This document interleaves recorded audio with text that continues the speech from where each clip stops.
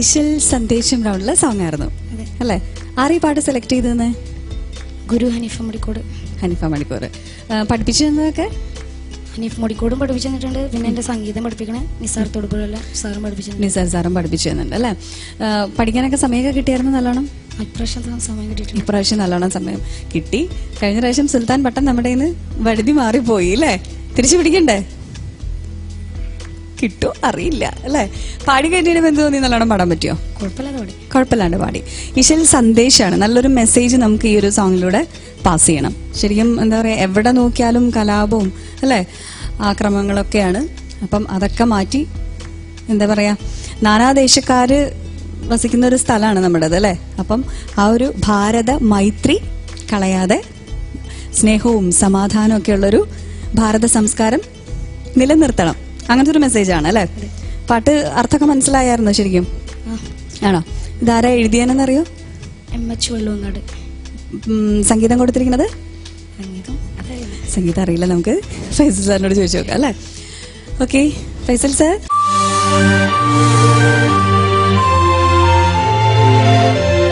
സന്ദേശം റൗണ്ടില് അനുയോജ്യമായ ഒരു പാട്ട് തന്നെയാണ് ബാദുഷാ തിരഞ്ഞെടുത്തത്.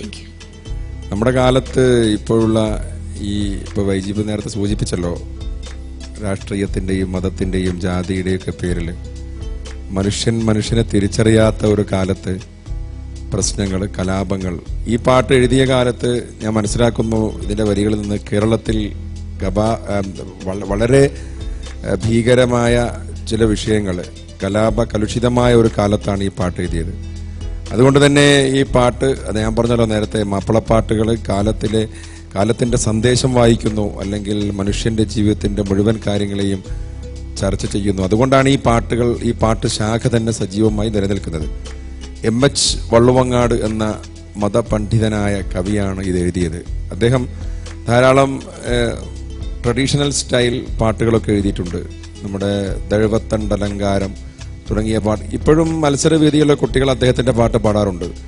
മലപ്പുറം ജില്ലയിലെ വള്ളുവങ്ങാടാണ് അദ്ദേഹത്തിന്റെ സ്വദേശമെങ്കിലും നാദാപുരത്തിനടുത്ത് ഒരു പള്ളിയിൽ ദർസ് നടത്തുന്ന മതപണ്ഡിതനാണ് അദ്ദേഹം.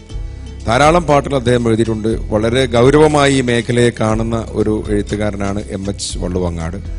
ഇത് സംഗീതം ചെയ്ത ഈ പാട്ട് മുമ്പേ ഉള്ളതാണ്. മഖത്തൂന എന്ന് പറഞ്ഞ് സയ്യിദ് മുഹമ്മദ് മഷ്ഹൂദ് എന്നൊരു പാട്ടുകാരുണ്ടായിരുന്നു. അയാൾ പാടിയ ഇതേപോലെ ഒരു കവാലി ടൈപ്പ് പാട്ടുണ്ടായിരുന്നു പണ്ട്. ആ പാട്ടിന്റെ ശൈലിയിൽ എഴുതിയ ഒരു പാട്ടാണിത്. റാഫി മഞ്ചേരി ഇത് പാടിയിട്ടുണ്ട്, ഈ പാട്ട് ആദ്യമായി പാടിയത്.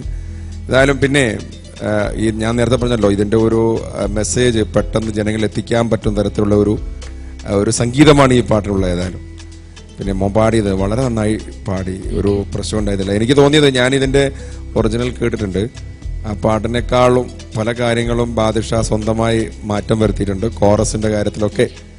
മാത്രമല്ല ബാദുഷയുടെ ഒരുപാട് സ്റ്റൈൽ ഇതിൽ ആഡ് ചെയ്തിട്ടുണ്ട് വളരെ കൃത്യമായിട്ട് തന്നെ. അപ്പോഴാണ് ഈ പാട്ട് കുറച്ചുകൂടി മനോഹരമായത് എന്ന് എനിക്ക് തോന്നുന്നത്. ഗംഭീരമായി പാടി കേട്ടോ.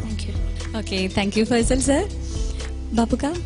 ബാദുഷാ നന്നായി പാടിയിട്ടുണ്ട്, നല്ല സന്ദേശമാണ്. Okay, thank you sir. Shan sir. Badu മോനെ പെർഫെക്റ്റ് ആയിരുന്നു കേട്ടോ. ഒന്നാമത് ഭാഷയുടെ കോൺഫിഡൻസ്, അത് ഈ ഒരു പ്രായത്തില് അത് വലിയൊരു കാര്യം തന്നെയാണ്. അത് മോനെ എഫേർട്ട്ലെസ് ആയിട്ട് പാടി, നമ്മുടെ അതൊക്കെ വീണു. നന്നായിരുന്നു മോനെ, സൂപ്പർ ആയിരുന്നു. ആകെ ആ ബ്രെത്ത് സൗണ്ട് മാത്രം ഒന്ന് ശ്രദ്ധിച്ചാൽ മതി. എടുക്കുന്ന നേരത്ത് മൈക്കൊന്ന് മാറ്റി പിടിക്കുക, വേറെ ഒന്നുമില്ല. Okay, thank you Shan sir. നല്ല കമന്റ്സാ കേട്ടോ അല്ലേ? ചോദിച്ചാ രേണ ചേച്ചിയുടെ അടുത്ത്. രേണ ചേച്ചി, ബാദു എന്താ ഞാൻ പറയാൻ തന്നെ, അത്രയും അടിച്ചു പൊളിച്ച് പാടിയിട്ടോ ബാദു. കാരണം ഒരുപാട് സ്ഥലങ്ങള് അത്രയും മനോഹരമായിട്ട് പാടിയിട്ടുണ്ട്. കാരണം ആ മുസൽമാനൊക്കെ ഇടയിലൊരു ഒരു നല്ലൊരു സുഖമുള്ളൊരു സംഗതിയൊക്കെ വന്നൊന്ന് പാടിത്തരൂ.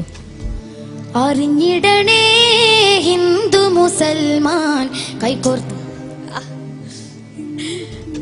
അങ്ങനെ ഒരുപാട് സ്ഥലം എനിക്ക് ഇങ്ങനെ എടുത്ത് ഒന്നുകൂടി പാടിപ്പിക്കാൻ സത്യമാണ് ഞാൻ പറയുന്നത് കേട്ടാ.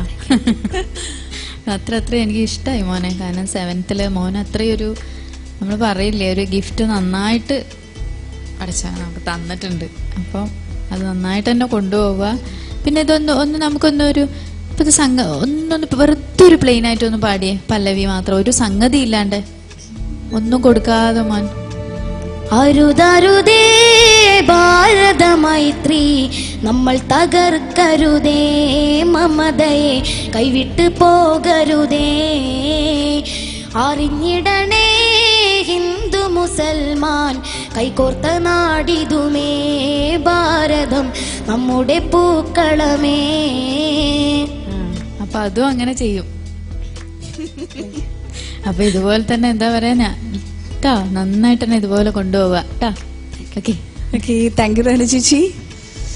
മാധുഷക്കുട്ടിയെ നല്ല എന്താ പറയാ, ഫൈസൽ സാർ പറഞ്ഞ കമന്റ് കേട്ടായിരുന്നോ? ഒറിജിനൽ സോങ്ങിൽ ഒരുപാട് മോന്റേതായിട്ടുള്ള കുറച്ച് ക്രിയേറ്റീവായിട്ട് ചെയ്തിട്ടുണ്ട് അല്ലേ?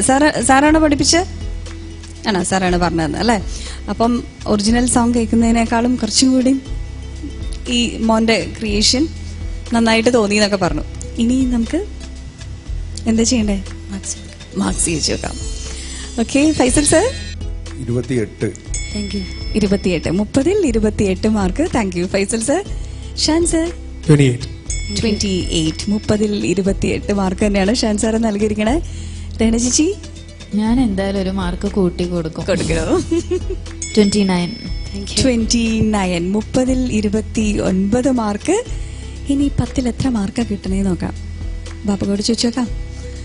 ബാപ്പുക 10ൽ എത്ര മാർക്കാ കൊടുക്കുന്നത് ബാദുഷയ്ക്ക്?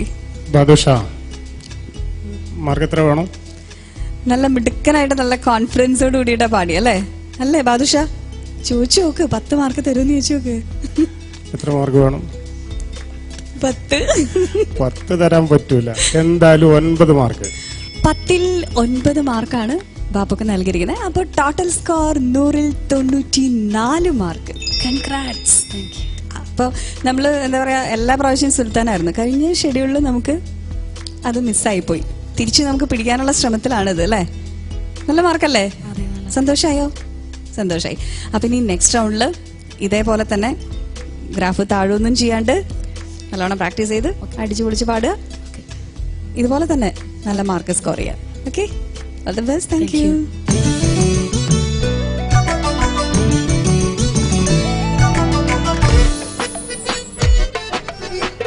ബാദു 94 മാർക്സ് കിട്ടിയിരിക്കുന്നേ അല്ലേ? One of the top score ആണ് ഇതുവരെ ഉള്ളത്. എന്താ പറയാനുള്ളേ? വളരെ സന്തോഷമുണ്ട്. പിന്നെ ഇതെന്റെ പാട്ട് പഠിപ്പിച്ച മാഷ്ക്കും നമുക്ക് സംഗീതം പഠിപ്പിക്കുന്ന മാഷിനും അനീഫ് മുടിക്കൊണ്ണും പിന്നെ കോറസ് നന്നായിട്ട് പാടി സപ്പോർട്ട് ചെയ്തിട്ടുണ്ട്. എല്ലാവർക്കും ഞാൻ നന്ദി അറിയിക്കുന്നു. ഇനി 2 പെർഫോമൻസും കൂടിയിട്ട് നമുക്ക് സുൽത്താനെ തിരിച്ചു പിടിക്കണ്ടേ? ശ്രമിക്കാം. അപ്പം അടുത്ത 2 പെർഫോമൻസ് അടിച്ചു പൊളിക്കണം. ഷുവർ അല്ലേ? അപ്പം ആ വിശ്വാസത്തോടെ ഓൾ ദി ബെസ്റ്റ്.